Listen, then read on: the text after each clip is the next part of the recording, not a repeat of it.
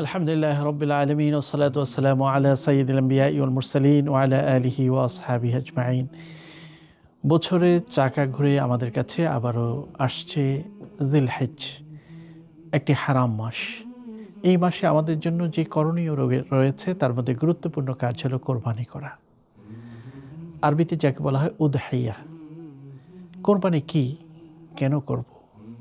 কোরবানি হলো আল্লাহ রাব্বুল আলামিনের নির্দেশ ইব্রাহিম খলিলের প্রতি এসেছিল। তিনি চেয়েছিলেন আল্লাহর ভালোবাসা তার অন্তরে বেশি না তার সন্তানের ভালোবাসা বেশি, সেটার একটি পরীক্ষা চেয়েছিলেন। এবং তিনি নির্দেশ দিলেন, অনেক বছর পরে বয়োবৃদ্ধ অবস্থায় যে সন্তানকে পেয়েছে, নির্দেশ দেওয়া হলো সেই সন্তানকে তুমি কোরবান করো আল্লাহর জন্য।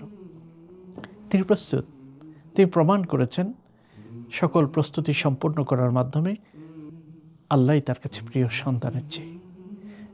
কিন্তু আল্লাহ রাব্বুল আলামিন সন্তানকে জবাই করার মতো এত কঠিন কাজ করাননি, বরং ওয়াফাদাইনাহু বিযিবহিন আযীম, আল্লাহ রাব্বুল আলামিন বিশেষ এক প্রাণী প্রেরণ করে দিয়েছে, সেটা কোরবান করেছেন। হযরত ইব্রাহিম আলাইহিস সালাম জবাই করেছেন। এটাকেই বলা হয় কোরবানি। অর্থাৎ আল্লাহর ভালোবাসা আমাদের অন্তরে বেশি, আমাদের নিজের চেয়ে, নিজের সন্তানের চেয়ে, সম্পদের চেয়ে। প্রতি বছরের চাকা ঘুরে যখন ওই সময়টি আসে, হযরত ইব্রাহিম খলিলের এই স্মৃতি বিজড়িত মহান পরীক্ষাটিকে আমরা স্মরণ করি।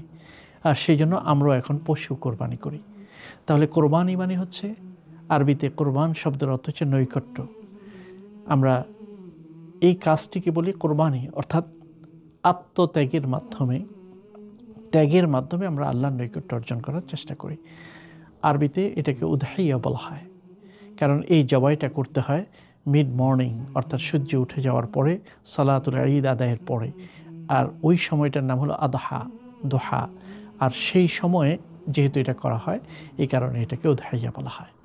এর মাধ্যমে আমরা আল্লাহর ভালোবাসাকে প্রমাণ করি এবং আল্লাহর নৈকট্য অর্জন করার জন্য চেষ্টা করি।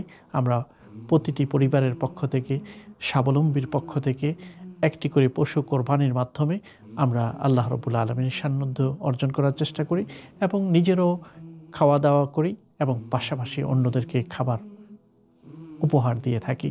এটাই হচ্ছে কোরবানির একটা স্পিরিট, যেটা ইসলাম আমাদেরকে শিক্ষা দিয়েছেন। মহান রব্বুল আলামিন আমাদেরকে আল্লাহর ভালোবাসাকে প্রাধান্য দিয়ে জীবনযাপন করার তৌফিক দান করুন। কোরবানির এই মহান শিক্ষাকে ধারণ করার তৌফিক দান করুন। আমিন।